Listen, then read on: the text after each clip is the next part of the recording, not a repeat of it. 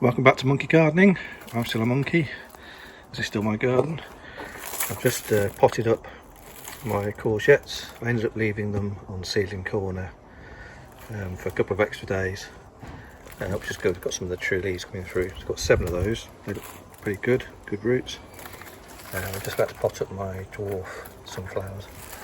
It's another absolutely gorgeous scorching day out here, but the weather's due to change tomorrow apparently.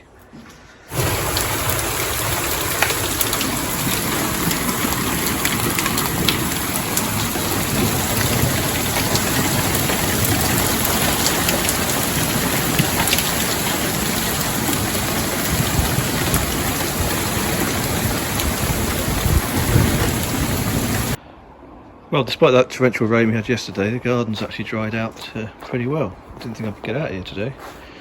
So I've just taken the giant sunflowers out of the polytunnel.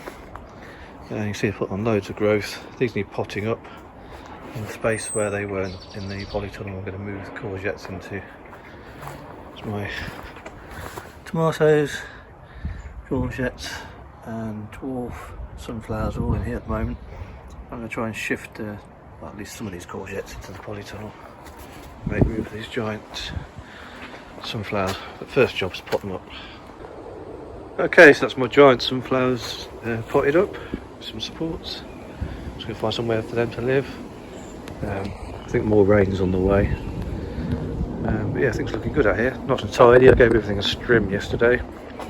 Yeah, it's looking a lot more organised. Hello again. It's another absolutely scorching weekend. I've been away. I've just nipped home to do some emergency watering. I can see already that the courgettes in here are suffering a little bit, and this lettuce needs watering. In fact, everything needs watering. But yeah, everything's really taking off. Strawberries put on loads of growth. There's fruit, lots of fruit coming through. Blackberries got loads of flowers on. The bees are absolutely loving it over here. Yeah. Need to do some watering very quickly. Also need to find somewhere else for these tomatoes to live. They're outgrowing this cloche. Okay, so I've just taken the polytunnel off, and you can see how much growth these lettuces are put on. They're really happy under that polytunnel. In fact, they don't particularly look like they need watering, but I'll give them a bit.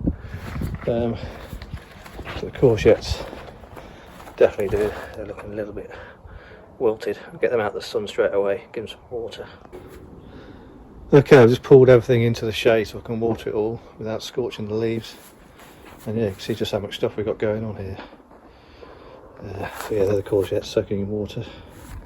But yeah, the lettuce look really healthy. Should start eating those soon.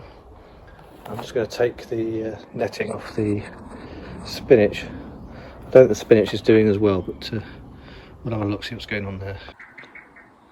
Okay, I've just taken the netting off the spinach, and as I suspected, we're too late really with the spinach. Some of them are already starting to bolt. You can see the flowers coming through. Once that happens, the plant basically becomes inedible. I think it's happening with all of them. So there's not much point. I'll have a look through. If there's any that haven't bolted, I'll just harvest them, but otherwise these are a goner. Yeah, unfortunately I've been through them all. They've all bolted, so there's no point in keeping these. We'll just get rid of them. It's a bit of a shame, but we had such a long cold spring. We just never really had a chance to do anything before this. It was worth a shot, but yeah, it's too late. Well, we just had our first squirrel casualty of the season. So I stupidly left these sunflowers on this bed, not protected, and overnight, or while I was away, they've chewed through one of these. I've not got any netting at the moment. I've just ordered some, but for the moment I've just moved the rest of the sunflowers into the kitchen. So yeah, it's annoying. I was trying to avoid netting everything up. So it's a real pain. What I'll probably do is find an area up here. It doesn't need to be in a bed because they're all in containers anyway. They're going to live in containers for the rest of their lives, and just net a small area up. The strawberries themselves can withstand being bothered and pestered and mithered by the squirrels. Well, I say that. They don't tend to go for the fruit, but when they get thirsty, they will sort of chew it. They don't really eat them. But we have had damage before. So maybe we're going to have to net that off as well. But the fruit's not ripe yet, so there's no urgency for that. We've got some netting on the way. I see there's quite a lot of ants on this plant. Okay, I've just been down to Lidl and spotted some stuff in the middle aisle, and I figured this netting solution to protect my plants is a bit more urgent than waiting for the delivery, because the rain's going to be back tomorrow. Well, the forecast is that the rain's going to be back tomorrow for the rest of the week. So I picked up this greenhouse. Now, I've had these before. They're a bit flimsy. You have to watch out for them being battered and blown away by the wind. But I've got some things, some pegs and some loops to secure this to the ground. I picked up some netting, so I'm going to net up this bed, I think, or one of the others. Haven't quite decided yet. And I also picked up this attachment for my hose, which should make watering a bit easier. Yeah, first thing I'm going to do is build this thing.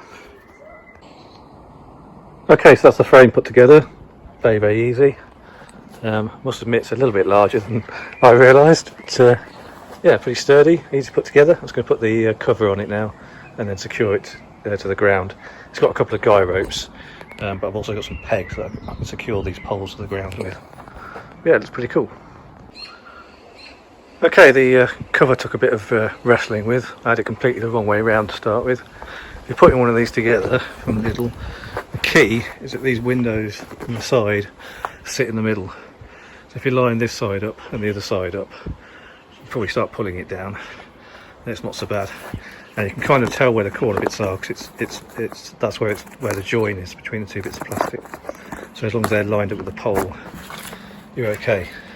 It's pretty good actually, because I've had similar ones to this in the past, although not as big as this, where the cover has been too tight. It won't reach the ground properly, but this one seems to have a bit of give in it. Okay, so I'm going to secure the guide ropes and then secure the poles to the ground.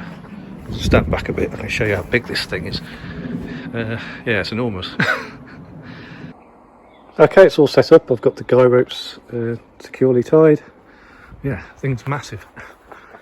I might sit in here and have a beer when it's raining. Yeah, for now I'm going to move the tomatoes in here and the sunflowers. Okay, so that's my tomatoes and sunflowers nice and secure. Also means that I've freed up the cloche, so the courgettes can live in there. At the moment they're sort of crammed in the polytunnel with the lettuce, but they can grow up in there for a little while. And yeah, I need to net this whole bed off, but I think I'll leave that for another day.